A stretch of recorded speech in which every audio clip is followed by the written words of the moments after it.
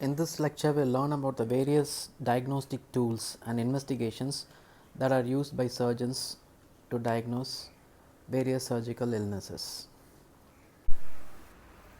When the patient presents to the surgical OPD or the clinic, these are the various steps that we put the patient through to diagnose and treat the illnesses with which they have presented to us. Following the history, we do a detailed examination where we check there are two parts to examination: general examination and specific examinations.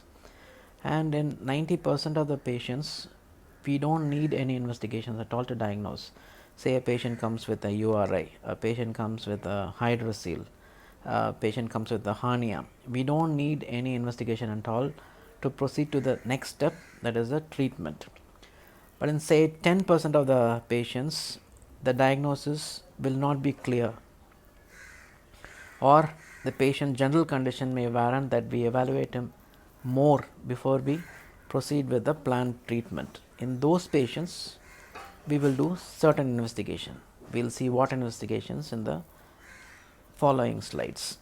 And once the treatment is over, then we follow up the patient to see if the disease is completely cured, or if there is recurrence, or if the patient is developing any side effects of the treatment. So, follow up. So, history, examination, treatment, and in some cases we do investigation and then follow up. So, this is the flow of the patient through the medical care system. So, what are the investigations that are available with us to investigate these patients? First is the endoscopy.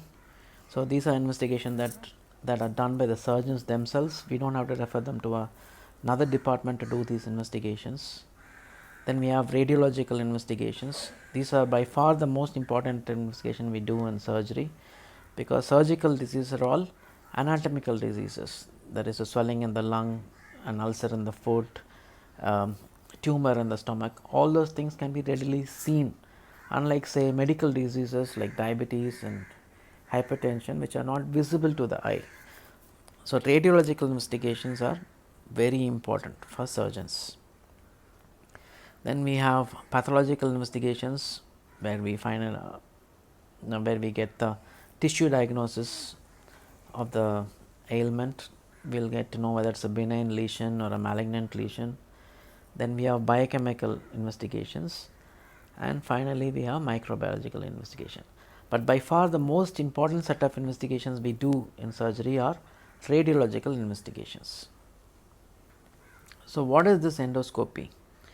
So, endoscopy works on the principles of fiber optics. So, you might have all heard about fiber optic cables, where if you put light at one end of the fiber, it will reflect in the other end of the type of the fiber, and this works on the principles of total internal reflection, which you might have learnt in your physics classes. So, endoscopy is primarily insertion of this fiber optic cables or tubes into various body cavities to have a look inside the organ.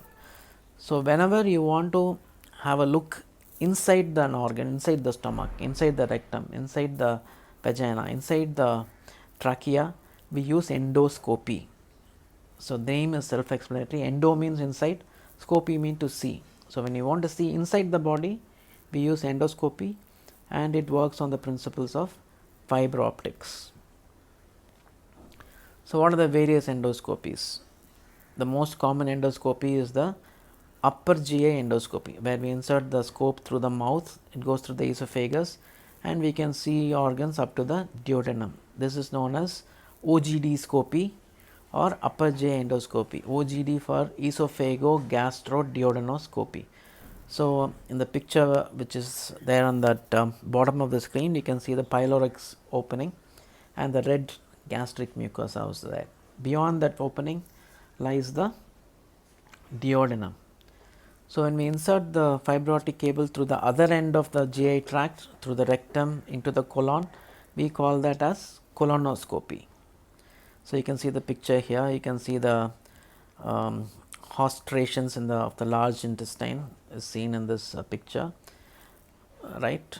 So there is upper GI endoscopy, then there is lower GI endoscopy, otherwise known as colonoscopy, where we can see up to the cecum, from the rectum to the cecum. So that is colonoscopy.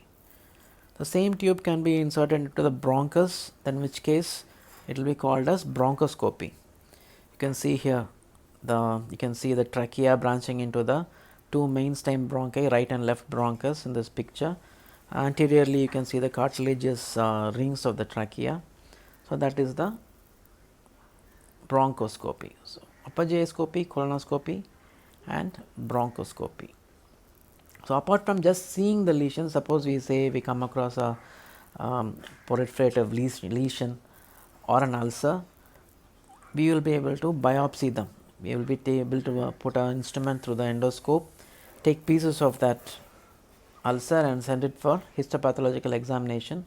That will tell us if that ulcer is a benign ulcer or a malignant ulcer.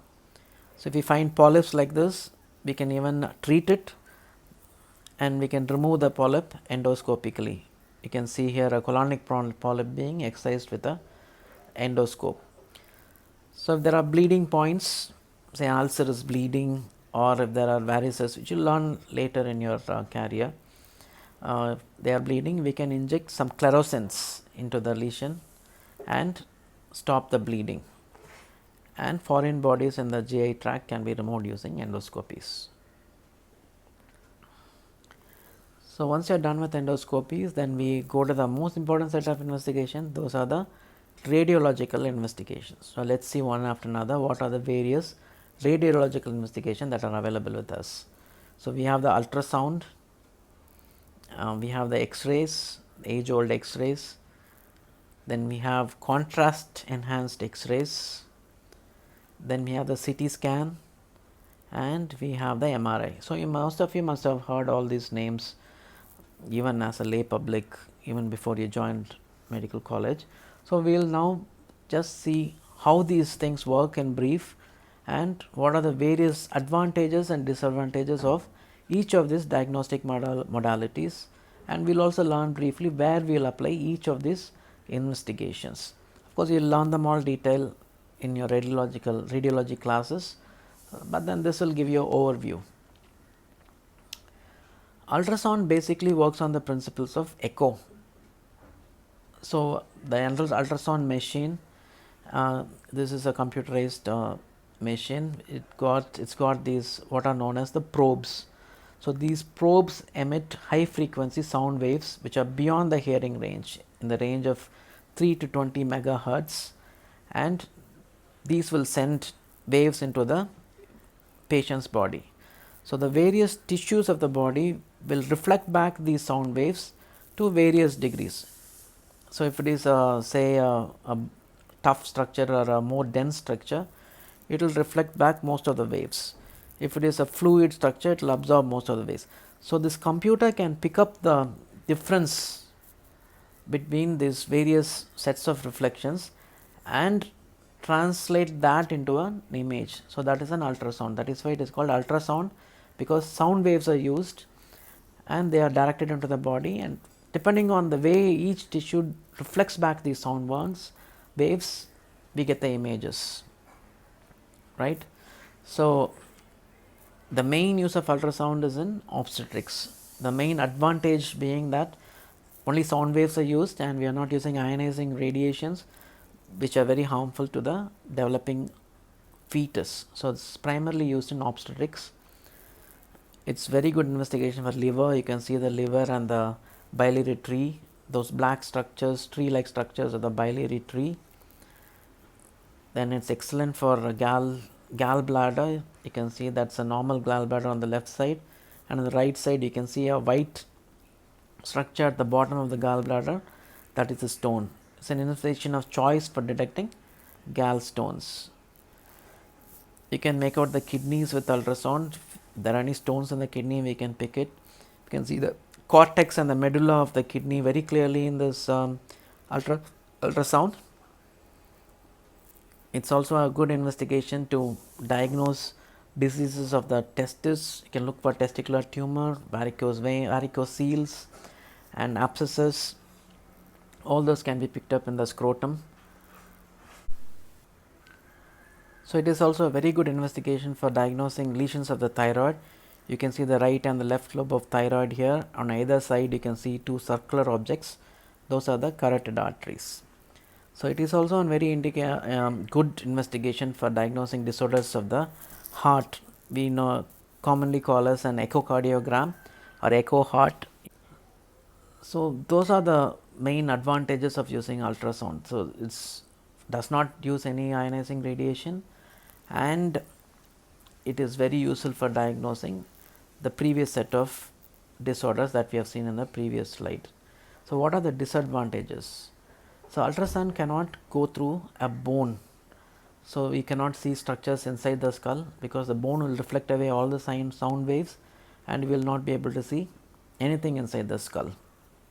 Except in neonates where the fontanelles are open, we can use the probe and see through the fontanelles, but once the child reaches a certain age, we will not be able to image inside the skull. Similarly, air will absorb all the sound waves and will not reflect any wave at all, because the spongy air will just absorb the sound waves. So hence we cannot use it to diagnose disorders of the lung, and it is user dependent. So the images, as you can see, are not very clear, and the kind of report we get depends on the kind of radiologist that we have. You have a good radiologist, you get a good report. If you don't have a good radiologist, you will get a compromised report. So that's a big disadvantage with a ultrasound. So to bypass some of the disadvantages of the ultrasound, we have the CT scan. So what is this CT scan? The CT scan can look inside the bone, so we can see get an image of the brain. You can see in that picture. It can see in places where ultrasound cannot go, like the lungs. Hair is not a problem for the CT scan. We can see the lungs clearly, as you can see in this picture, and we can see the pancreas. The stomach gas, which will otherwise impede an ultrasound, is no obstacles for a CT scan. Again, you can see in the picture. So how does it work? So CT scan is basically an X-ray machine which goes around the patient in a spiral and take multiple images, X-rays of the patient from all the 360 degrees surrounding the patient. So for example, if you see the image on the left side, that shadow is created by the bulb that is on the right side. So if you see only that shadow, we can infer that this lady is holding a pineapple in the hand. And if you see the other picture, which is behind the shadow, which is behind the lady, that is produced by the light bulb that is in front of her. If you see that shadow, you can infer that the patient is having or the person is having a banana in her left hand. Now you put these two images together simultaneously in your head, then you can infer that the lady is holding a pineapple in one hand and the banana in the other hand. The CT scan basically works on the same principle. It takes images from all around and the computer puts the image together and then presents to you on a monitor. So that is the principle of a CT scan. It takes multiple images from all around, the multiple X-rays from all around the patient, and the computer stitches the image together. You can see that the rotation X-ray detectors are there, and then that's the principle of CT scan.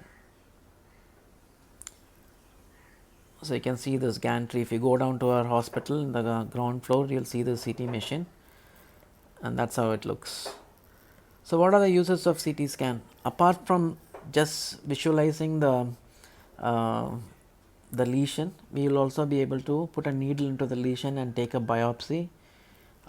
We can do computer reconstruction of the images and do a virtual colonoscopy, right, even without putting the tube inside the patient, which is very which is not comfortable for the patient. We can use a CT colonoscopy, and we can also do a CT bronchoscopy. So these are all by doing image editing, something like Photoshop that we do in for photographs. Similar thing is done, and we will be able to do this virtual colonoscopy and bronchoscopy. So you can see that image there, right left bronchus, similar to what you saw on the endoscopy. So we can also do coronary angiograms. The advantage being we can inject the dye right into a peripheral vein, and we can see these images of the coronary arteries. So you must have heard of the 24 slice CT and 154, 156 slice CTs, etc. So same principle is also used for doing peripheral angiograms using a CT scan. So what are the problems with the CT scan? The main problem with the CT scan is that even though we are able to see inside the skull, you can see here the picture is pretty hazy. It is not very clear. The resolution of a CT scan is limited. The second and the major disadvantage is we learned that CT scan is nothing but taking X-rays from all around the patient. So the radiation exposure for a patient is very high, and consequently we cannot use it in patients who are pregnant or who are expecting to be pregnant. So that's a major disadvantage of the CT scan. So to counter those disadvantages, we have the magnetic resonance imaging, otherwise known as the MRI. So you can see here the picture from the MRI is much more clear. You can see the cerebellum, you can see the medulla oblongata, you can see the corpus callosum. Things are much more clear as compared to the CT scan, and it does not involve the use of radiation. MRI produces images by applying a very high magnetic field to the patient, and this high magnetic field magnetizes the hydrogen ions that is part of the water molecules in the body, and when this magnetic field is removed, this hydrogen atoms realign themselves, and the computer detects this realignment and produce these images. So the main thing to note as far as the basic principle of MRI is concerned is that it does not involve application of radiation to the patient. So there is no radiation risk involved. It can be done for pregnant ladies, and it works basically by the principle of applying magnetism to the patient. So as we have seen in the previous image, MRI is very useful for imaging the brain. So neurosurgeons and neurologists use it all the time. It is an excellent investigation for imaging the spine. You can see the intervertebral discs very clearly, the white matter, the gray matter, vertebral bodies, all these things can be seen very clearly on an MRI. It is also the investigation of choice for detecting ligament injuries. You must have heard of all these sports persons, cricketers, who once they sustain an injury to any of the joints will be undergoing MRI. So this is done to detect tear to the ligaments. It's a very good investigation for that.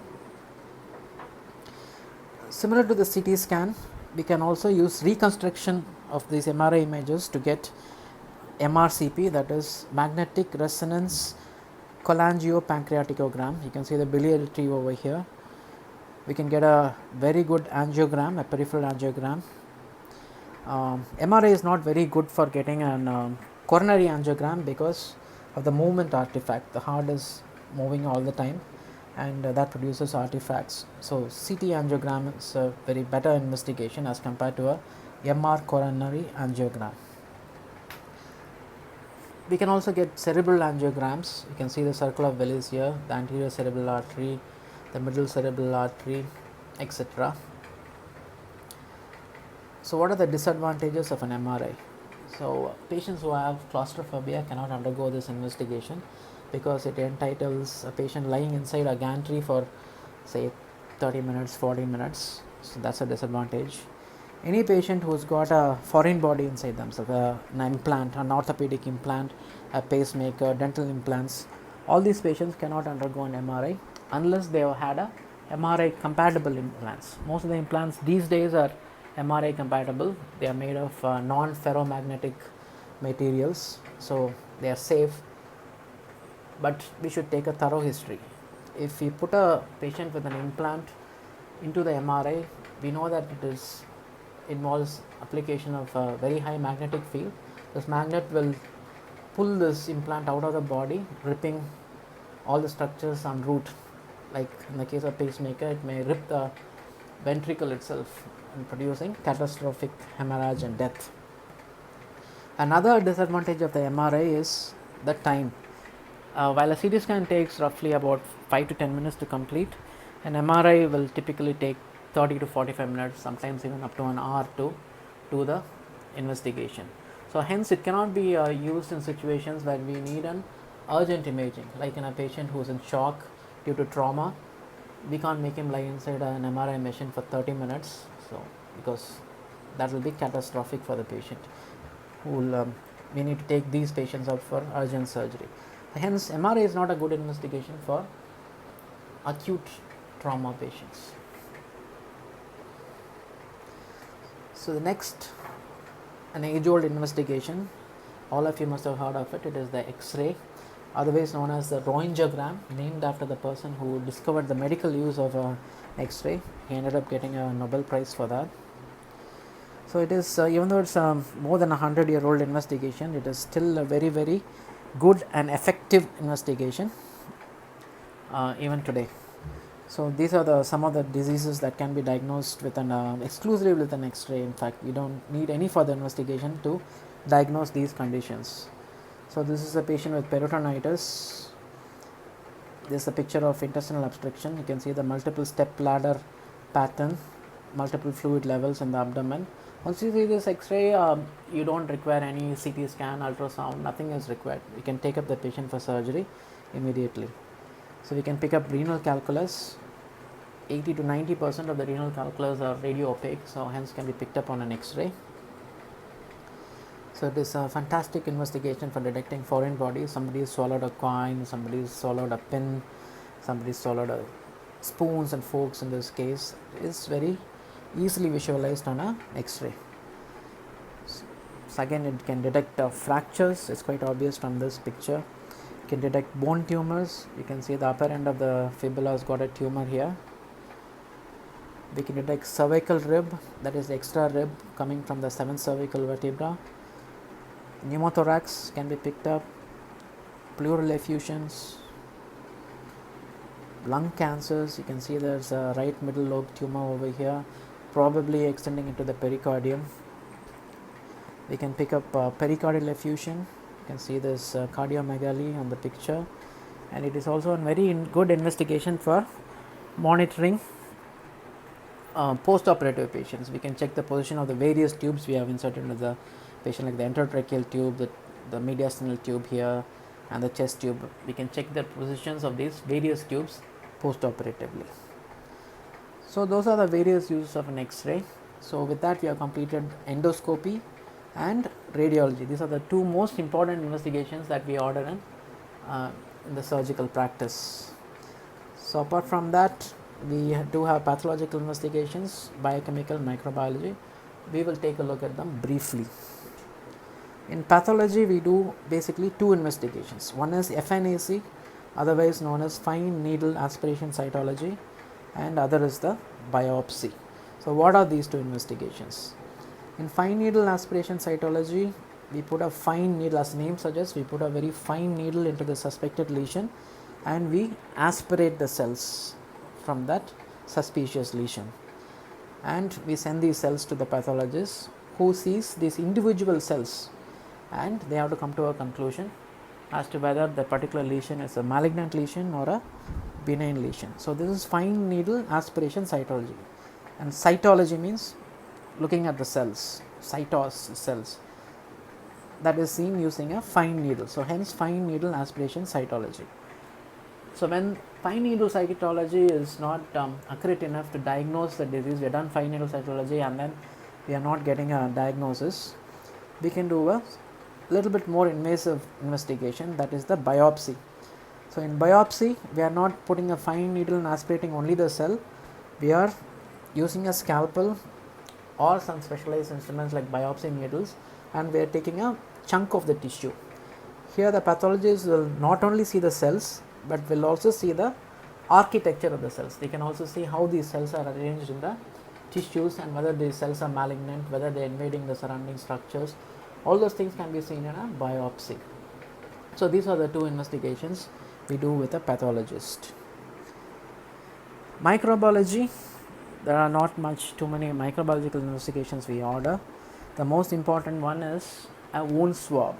Whenever a patient comes with an ulcer, we take a swab from that and send it to the microbiologist. They do a gram stain, then they do a culture, and then they do a sensitivity, and then tell us to which antibiotic the microbes are susceptible in that particular patient. So wound swab for culture sensitivity is the most important investigation we do from the microbiological lab. And biochemical investigations are primarily used for detecting medical diseases in a surgical patient. For example, we do blood sugar to look for diabetes in a patient. We do a lipid profile to look for hyperlipidemia in these patients. And we do a thyroid function test to look for thyroid dysfunction in surgical patients. So they are basically used for detecting medical diseases in surgical patients. So to conclude, a glute clinician will be able to get 90% of the diagnosis with just history and a thorough clinical examination. In 90% of the cases, we don't need any investigation at all.